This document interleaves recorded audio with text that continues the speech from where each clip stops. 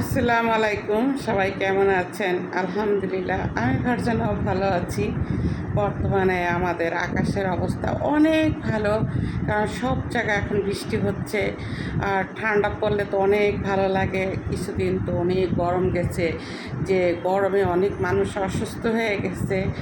আর এখন আলহামদুলিল্লাহ বৃষ্টির কারণে আকাশটি অনেক ঠান্ডা ঠান্ডা ভাব, ভালো লাগে এখন। তো যাই হোক, আসলে আমি কিছু কথা বলতে চাচ্ছি। যে কিছু কথা হচ্ছে, সেটা হচ্ছে কি, আপনার যেমন আমরা হেল্পিং বলেন, বুয়া বলেন, যেটাই বলেন, এদের আমরা কাজে নিই। তো আমরা কিন্তু সবসময় যারা আমরা একটু বুঝি যে আমরা সবার আগে কি আমরা মানুষ, হ্যাঁ, সে বুয়া হোক সে যেই হোক, আমরা মানুষের জায়গা তাকে বসাই দিই। যে আমরা আসলে সবচেয়ে আমাকে বড় পরিচয় হচ্ছে আমরা মানুষ। কিন্তু অনেক বাসা বাড়িতে দেখা যায় বুয়াদের টেবিলে বসে খেতে দেয় না, দেখা যায় যে সুপার উপর বসতে দেয় না। অনেক মানুষই আছে, আমাদের মতনই অনেক মানুষ আছেন যে আমরা বুয়াদের অনেক সময় খাটের উপর বসতে দিই না, সুপার উপর বসতে দিই না, ডাইনিং টেবিলের উপর খেতে দিতে পারি না।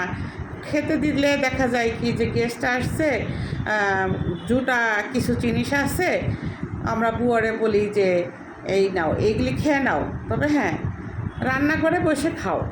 আমরা কিন্তু অনেকেই এই ধরনের কথা বলি যে রান্নাঘরে বসে খেয়ে নাও।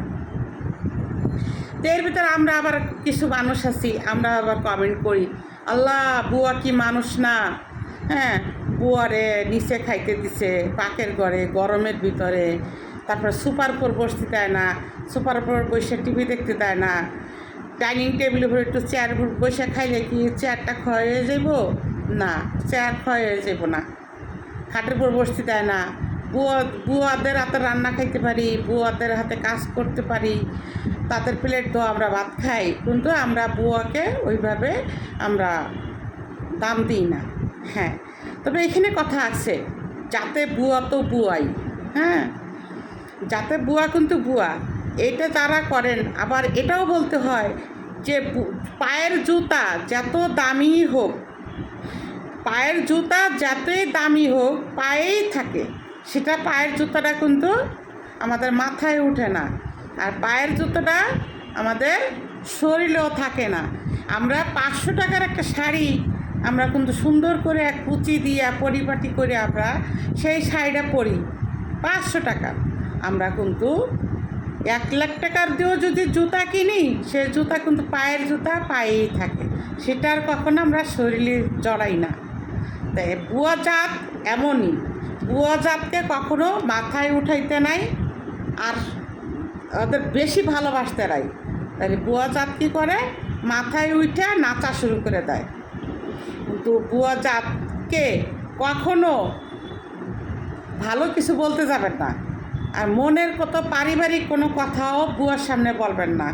পারিবারিক কত কথা থাকতে পারে, পার্সোনাল কথা, বুয়াকে বলবেন যাও, সামনে আসলে বলবেন যে ওদিকে দূরে সরে যান। আপনারা অনেকেই হয়তো বা জানেন, বলতে পারেন ফারজানা আপু এগুলি কেন বলতেছেন, আমরা কি জানি না? অবশ্যই জানেন। যারা আমাদের নতুন ছেলে মেয়ে আছেন, যারা আমাদের নতুন ছেলে মেয়ে, তাদের উদ্দেশ্যেই বলতেছি।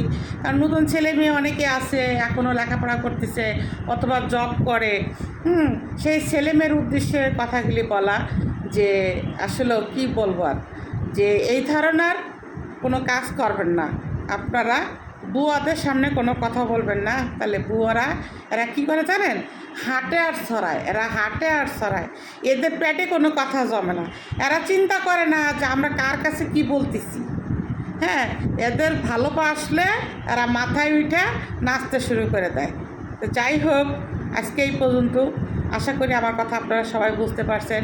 তাই বুয়াকে বুয়ার মতনই দেখবেন, বুয়ারে অত লাই দেওয়ার দরকার নেই। আর আমি ফারজানা অনেক ভালোবাসি বুয়াদের, ভালোবাসা আজকে আমার সর্বনাশের পালা, ঠিক আছে? আমার মনে করেন কি বলবো আর, বুয়াকে বেশি ভালোবেসে আমার সর্বনাশ হয়ে গেছে। তো যাই হোক, সবাই ভালো থাকেন, সুস্থ থাকেন, আল্লাহ হাফেজ। আবার ফিরে আসবো যে কোনো ভিডিওতে।